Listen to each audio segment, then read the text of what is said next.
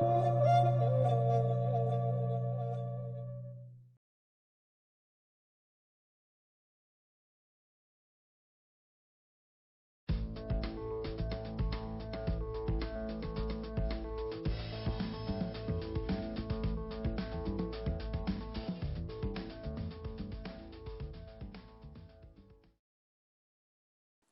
students. Today we'll see how plasma is prepared from blood. Let's start with the introduction. Blood plasma is the liquid component of blood, in which blood cells are suspended. It makes up about 60% of the total blood volume. It is composed of mostly water, which is 90% by volume, and contains dissolved proteins, glucose, clotting factors, mineral ions, hormones, and carbon dioxide. Plasma being the main medium for excretory product transportation. To minimize the biochemical changes that take place in vitro, blood which is collected must be stored in a refrigerator at 4 degrees Celsius. Plasma is the supernatant fluid obtained when anticoagulated blood has been centrifuged. The blood is mixed with an appropriate amount of anticoagulant like heparin, oxalate, or ethylene diamine tetraacetic acid, EDTA. Anticoagulants are the agents or chemicals which prevent the coagulation of blood. Blood tends to clot immediately after withdrawal from blood vessel.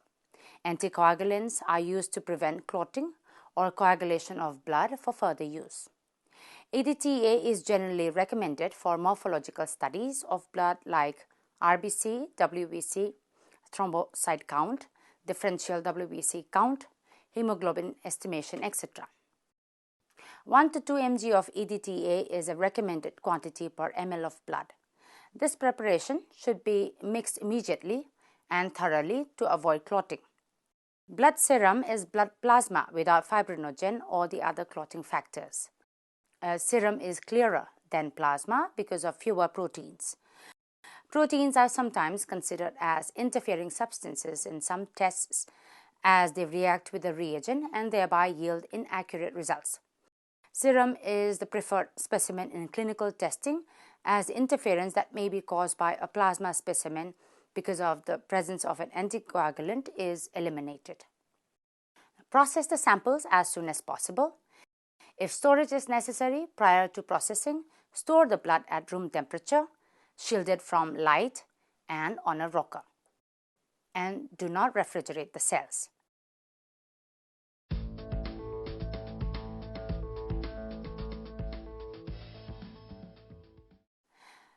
Now let's look at the blood plasma preparation. Materials and equipment required. Human blood sample, vacuum tubes containing anticoagulant, serological pipettes of appropriate volumes which are sterile, centrifuge tubes, cryovials, and a benchtop centrifuge.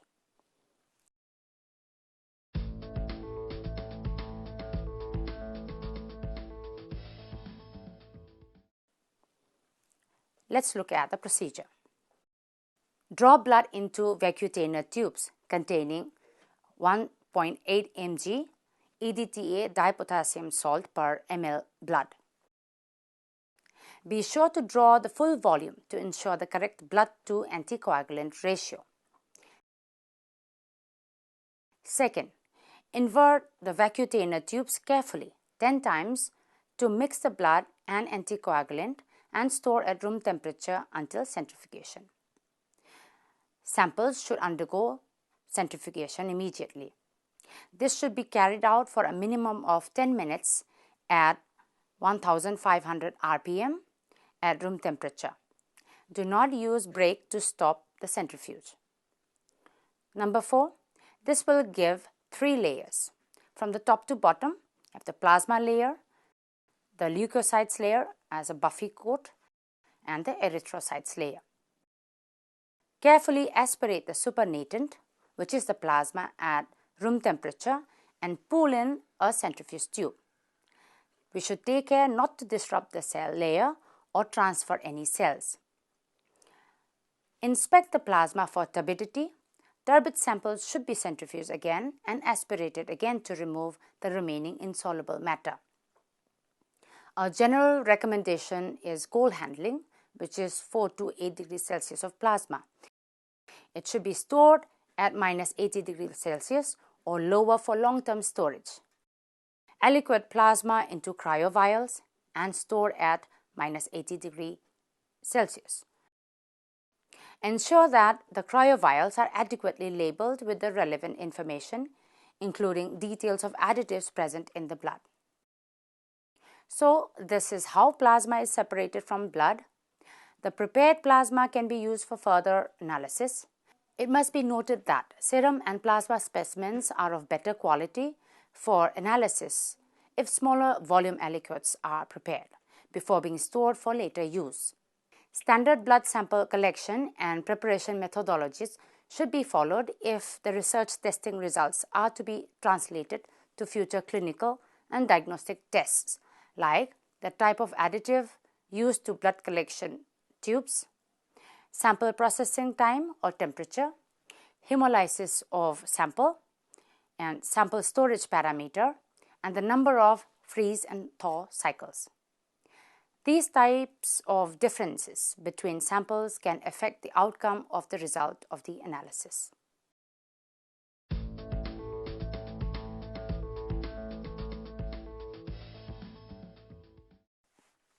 Hello students, today's experiment is on differential staining of WBC.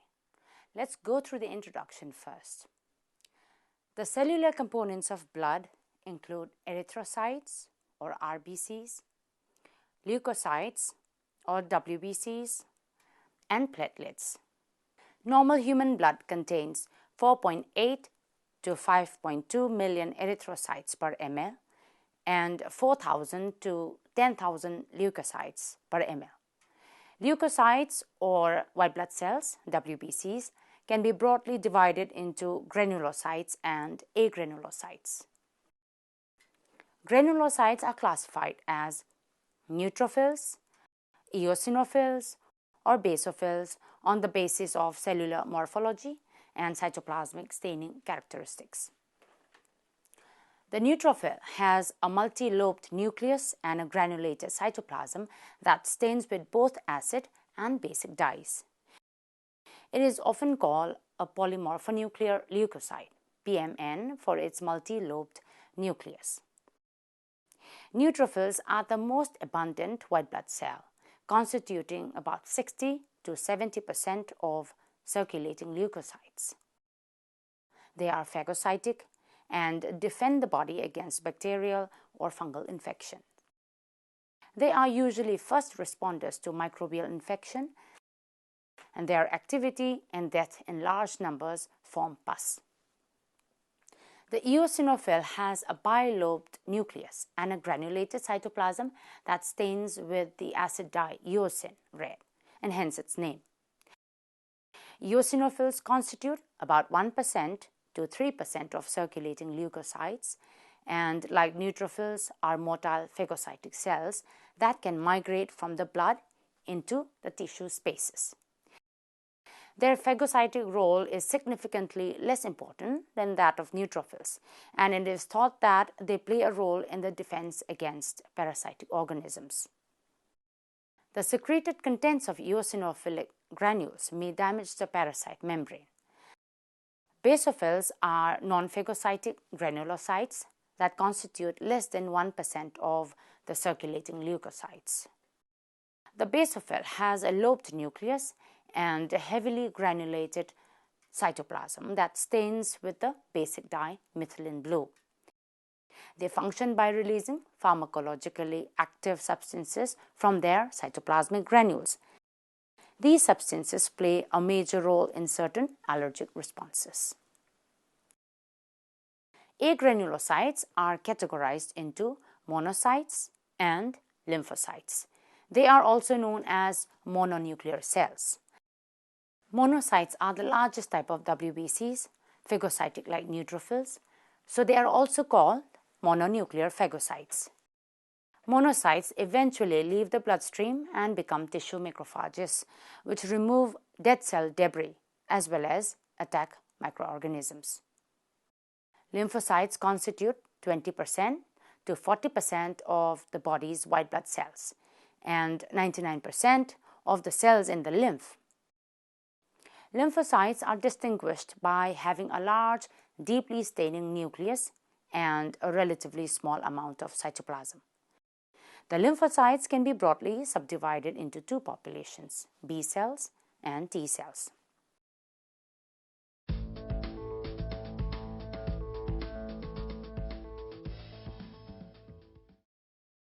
Now let's come to the objective of this experiment.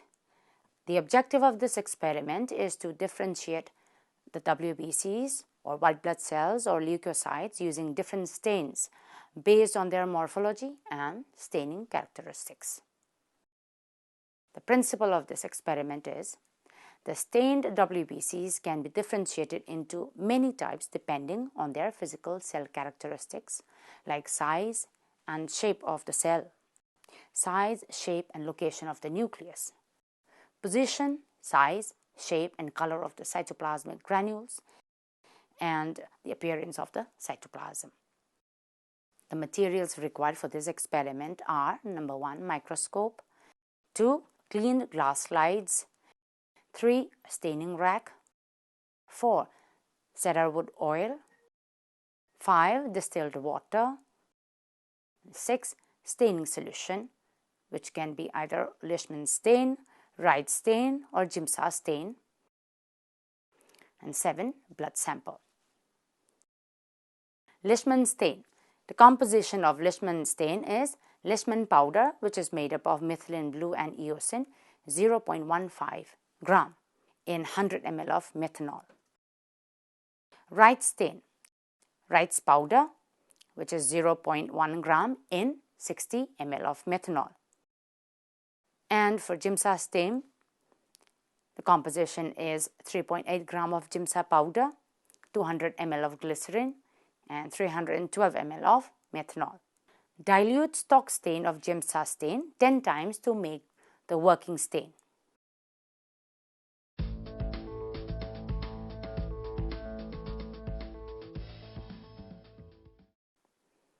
Now let's come to the method. Preparation of blood smear. Place a small drop of fresh or anticoagulant mixed blood on a clean, grease-free glass slide about 2 cm away from one end. Next, place another slide, that is the spreader slide, in front of the blood drop at an angle of 45 degrees to the first slide. Then, draw the spreader slide backwards till it touches the drop of blood. Let the blood spread across the surface between the two slides. And then, with a single swift forward movement of the spreader slide, spread the blood along the surface of the slide. Now dry the smear immediately by waving the slide rapidly or exposing it to air. The rapid drying of the smear prevents crenation of the cells. Now, staining of the blood smear with Leishman stain or Wright stain. Place the slide on a staining rack, then cover the entire blood smear with Leishman or Wright stain.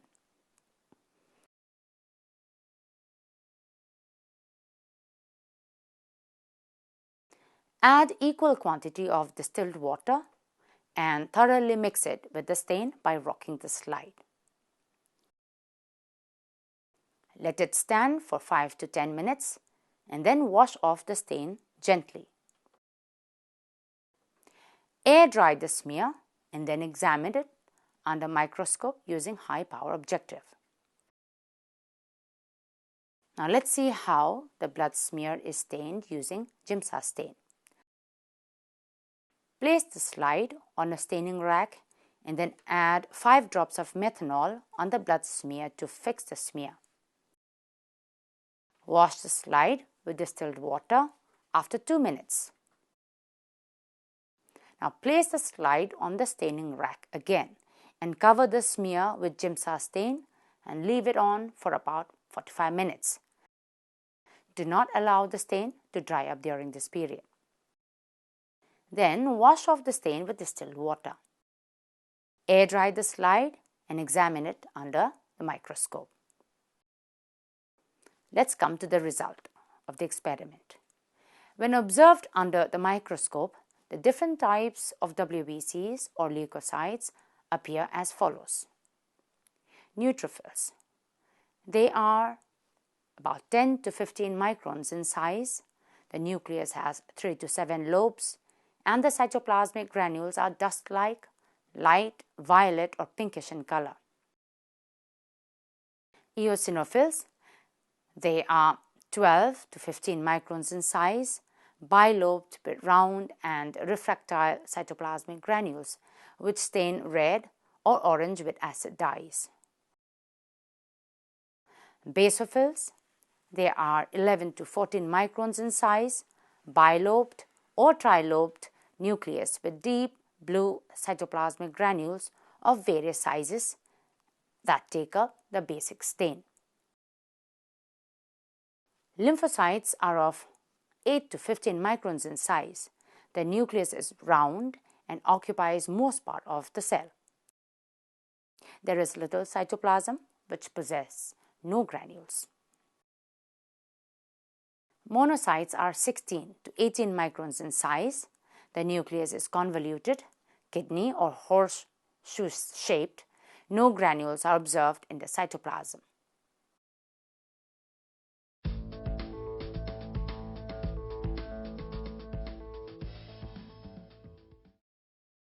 Now let's come to the conclusion. This experiment demonstrates how to stain and differentiate WBCs using different dyes. Neutrophilic granules stain light violet or pink since they are weakly stained because of their neutral nature. Eosinophilic granules contain a spermine derivative which is alkaline and thus stain strongly with the acidic component of the dye, that is eosin Y, giving a red or orange color to the granules.